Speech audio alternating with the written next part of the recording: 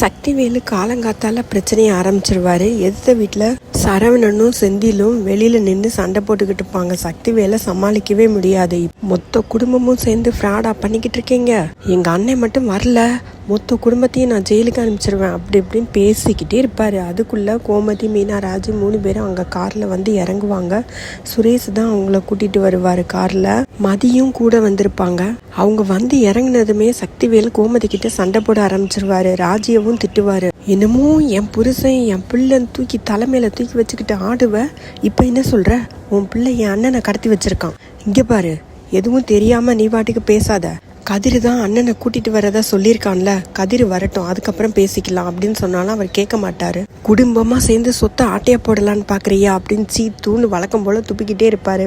இத பாரு, தேவையில்லாம பேசாதானே, எனக்கு சொத்துல பங்கு வேணும்னா கேட்டு வாங்க தெரியும், அதுக்குன்னு இப்படி ஒரு கேவலமான வேலையை பண்ணணும்னு அவசியம் இல்லை. என் பிள்ளை அந்த மாதிரி ஆளும் கிடையாது. மேலும் மேலும் சக்திவேல் பேசிக்கிட்டே இருக்க பாண்டியன் வேகமா வந்து, கோமதி நீ எதுவும் பேசாத, இந்த வரியா கொஞ்ச நேரம் அமைதியா இரு, கதிரும் உங்க அண்ணனும் வரட்டும், அதுக்கப்புறம் என்ன ஏதுன்னு விசாரிச்சுட்டு அதுக்கப்புறமா உங்க அண்ணன்கிட்ட கேளு. எங்க அண்ணன்கிட்ட என்ன கேட்கணும், அதுதான் வெட்ட வெளிச்சத்துக்கு வந்துருச்சு. கதிர் தான் எங்க அண்ணனை கடத்தி வச்சிருக்காங்க. ஒன்னும் இல்லாமையா கதிர் அக்கௌண்ட்டுக்கு 10 லட்சம் பணம் போனது. எனக்கு என்னமோ நீங்க குடும்பமா சேர்ந்து மொத்தமா என் அண்ணனை கடத்தி வச்சுக்கிட்டு என்னமோ பண்றீங்க. இப்ப முதல்ல உங்களை அனுப்பிச்சு வச்சுட்டு பின்னாடி அவங்க 2 பேரும் வர்றதா பிளானா அப்படி இப்படின்னு பேசிக்கிட்டே இருப்பாரு. பாண்டியன் எல்லாத்தையும் உள்ள கூட்டிட்டு போவாரு. சுரேஷவும் மதியமும் எல்லாருக்கும் அறிமுகப்படுத்தி வைப்பாங்க. அதுக்குள்ள கொஞ்ச நேரத்திலேயே கதிரும் முத்துவேலும் அவங்க வந்துருவாங்க. பாண்டியன் வீட்டுல இருந்து எல்லாருமே வெளியில வந்துருவாங்க, சுரேஷ் மதியை தவிர.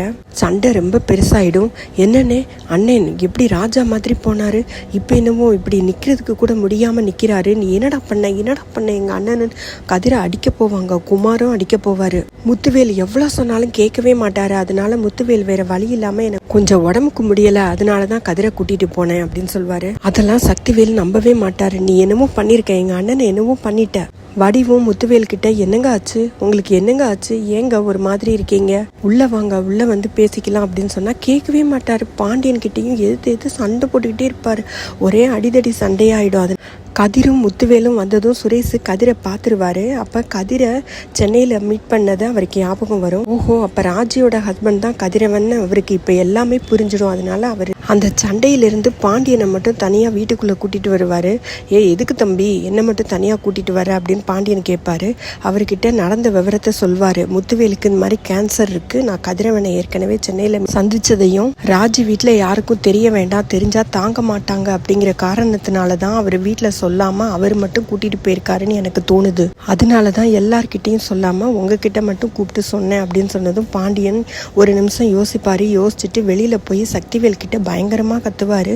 ஐயோ, உனக்கு உங்க அண்ணன் முக்கியம் இல்ல, எங்க கூட சண்டை போடுறதும் சொத்தை ஆட்டைய போடுறது இதே பேசி இப்படியே எங்க கூட சண்டை போடுறதுதான் முக்கியம், உங்க அண்ணன் எப்படி போனாலும் பரவாயில்ல அப்படித்தானே அப்படின்னு சொன்னதும் கொஞ்சம் அடங்கி போவாரு. அதுக்குள்ள வடிவு, காந்திமதி எல்லாரும் சேர்ந்து முத்துவேலை உள்ள கூட்டிட்டு போவாங்க.